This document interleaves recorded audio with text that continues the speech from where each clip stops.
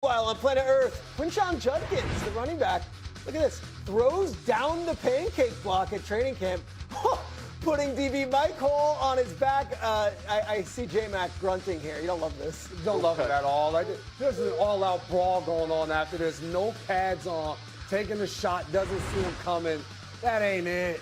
Where's Jeff Saturday when we need him? We needed a pancake segment there. To the NFL we go because the Giants made it through a successful first week of training camp down at Greenbrier, West Virginia, and Malik Neighbors continues to show some promising signs as he works his way back from that torn ACL a year ago.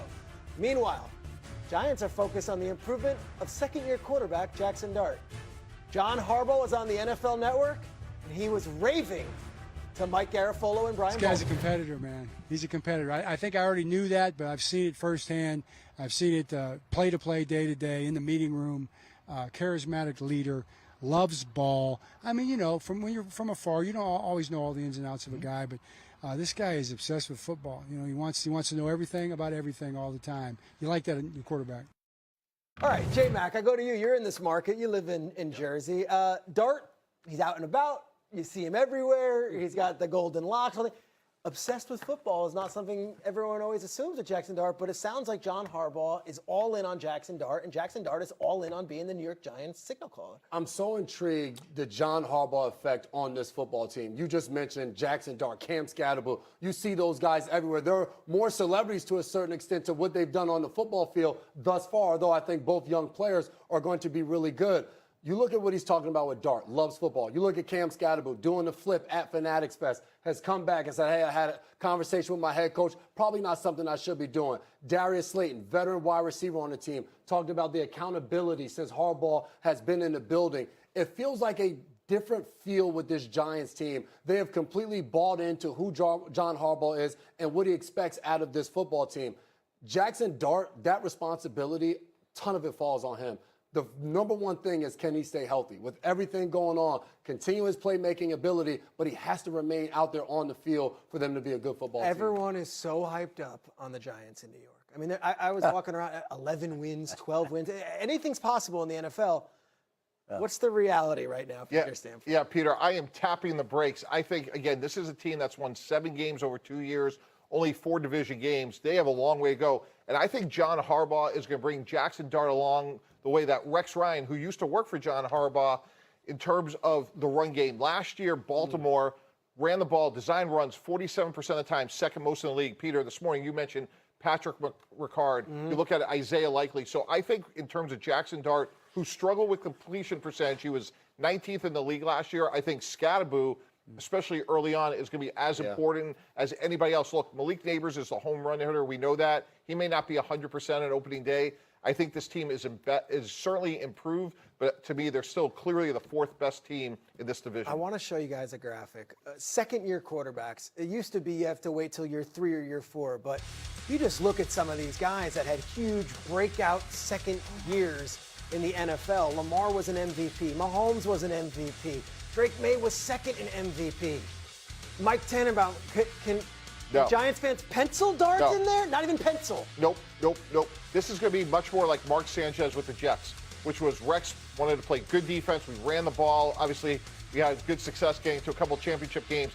Jackson Dart could turn into a frontline top 10 player, but I just think the way this team is going to be designed and what the head coach believes in, I don't think we're going to see an explosive passing offense this year, which is okay. I think they got to lay the foundation this year, much the way Rex laid it with the Jets. I see that headline there about Neighbors. Adam, you're here. What are we hearing on Neighbors' health? Well, he's coming along. Everybody could see the video and knows that he's further along than people thought because there was a negative narrative following him after that softball game where everybody saw he was limping along. Now he's moving like a guy who looks like he's got a real chance to play an opening night against the Dallas Cowboys. They have a plan. They're being smart with him this summer. They're bringing him along very slowly and cautiously, and then they'll be ramping him up as the summer goes on in an effort to get him ready for that opening night game against the Dallas Cowboys. And last year, Neighbors and Dart played 1 half together. If Dart stays healthy, if Neighbors is healthy, if Scatterbull is healthy, 3 big ifs, and we can do this for every football team. But if those 3 guys are healthy, last year, there was a lot of juice around the Giants. before some of these guys Big went out. Thursday night win over the Eagles. Remember They that? felt for a brief period of time like an exciting, young, energetic team. And that was before John Harbaugh got there. If all those guys stay healthy for the majority of the season, I fully expect them to make a playoff run. You know what I love, Shregs? And to Shefty's point, you had that full screen up there of second-year quarterbacks. You look down that list, Greg Roman was the offensive coordinator for Lamar Jackson. Who was Mahomes' there. offensive coach? Mahomes, Matt Nagy was there, and then Brian Callahan. He was with Joe Burrow in Cincinnati. So when you look at who's going to surround Jackson Dart, those are going to be three people that are going to be in his ear constantly throughout the course of the season. The run game, Greg Roman, so good at that. Callahan, the quarterback coach, in his ear. I don't care what you say. Mike's not buying in. Mike's not buying in. You're shutting the door, and I'm not saying I'm not putting you in a spot, but we see these names of these like Drake May. They were the top 4 worst team in the league, and he's second in the MVP. It's possible.